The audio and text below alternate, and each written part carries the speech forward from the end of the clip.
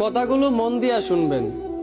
গাধাকে যখন সৃষ্টি করা হলো তখন গাধাকে বলা হলো, তোমাকে সকাল থেকে সন্ধ্যা পর্যন্ত প্রচুর পরিশ্রম করতে হবে, সারাদিন পিঠে বোঝা বয়ে বেড়াতে হবে, খেতে পারবে শুধুই ঘাস, তোমার মাথায় কোনো বুদ্ধি থাকবে না, আর তোমার আয়ু দেওয়া হবে 50 বছর। এইটা শুনে গাধা বলল, হে প্রভু, আমাকে 50 বছর না দিয়ে 20 বছর আয়ু দিন, আমি এত বছর বাঁচতে চাই না। সৃষ্টিকর্তা তার এই কথা মঞ্জুর করলেন। তারপর যখন কুকুরকে সৃষ্টি করা হলো তখন কুকুরকে বলা হলো, তুমি হবে মানুষের একজন কাছের বন্ধু, আর তোমার খাবার হবে মানুষের থেকে যাওয়া জুটা খাবার, আর তোমার আয়ু দেওয়া হবে 30 বছর।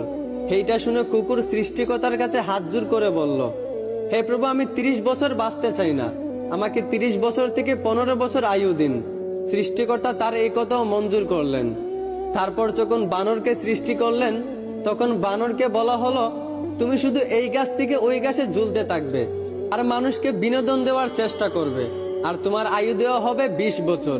এইটা শুনে বানরও হাত জোর করে সৃষ্টিকর্তার কাছে বলল, হে আল্লাহ, আমাকে 20 বছর না দিয়ে 10 বছর আয়ু দিন, আমি এত বছর বাঁচতে চাই না। সৃষ্টিকর্তা বানরের কথাও মঞ্জুর করলেন। তারপর আসলো পুরুষের পালা। পুরুষকে যখন সৃষ্টি করা হলো তখন পুরুষকে বলা হলো, তুমি হলে প্রাণীদের মধ্যে সবচেয়ে বিচক্ষণ এবং বুদ্ধিমান, এই জন্য তোমাকে প্রাণীদের শিরোমণি করা হলো, আর তোমার আয়ু দেওয়া হবে 20 বছর।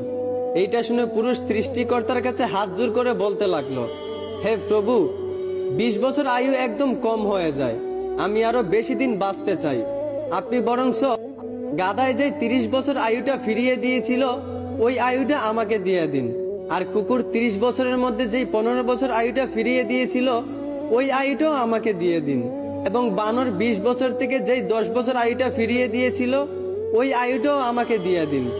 সৃষ্টিকর্তা পুরুষের এই কথাগুলো মঞ্জুর করলেন। তারপর থেকেই ছেলেরা 20 বছর পর্যন্ত পুরুষ হয়ে বাঁচে, আর যেই 30 বছর গাধার থেকে চেয়ে আনা হয়েছিল সেই 30 বছর পরিবারের বোঝা পিঠে বয়ে বাঁচে, ঠিক একদম গাধার মতোই। বাকি 15 বছর সন্তানরা যা দেয় তা খেয়েই বাঁচতে হয়। যেমন একটা কুকুরকে মানুষ যা দেয় তা খেয়েই বাঁচে, ঠিক তেমনি একটা পুরুষও বাকি 15 বছর এইভাবেই কাটাতে হয়, ঠিক একটা কুকুরের মতোই। আর বাকি 10 বছর পুরুষদেরকে বানরের মতোই বাঁচতে হয়। বানর যেমন এক ডাল থেকে আরেক ডালে ঝুলাঝুলি করে এবং মানুষকে বিনোদন দেয়, ঠিক তেমনি পুরুষদেরকেও বাকি 10 বছর বাঁচতে হয়, একবার ওই সন্তানের কাঁধে ঝুলে একবার ওই সন্তানের কাঁধে ঝুলে, এবং নাতিদেরকে বিনোদন দিয়ে।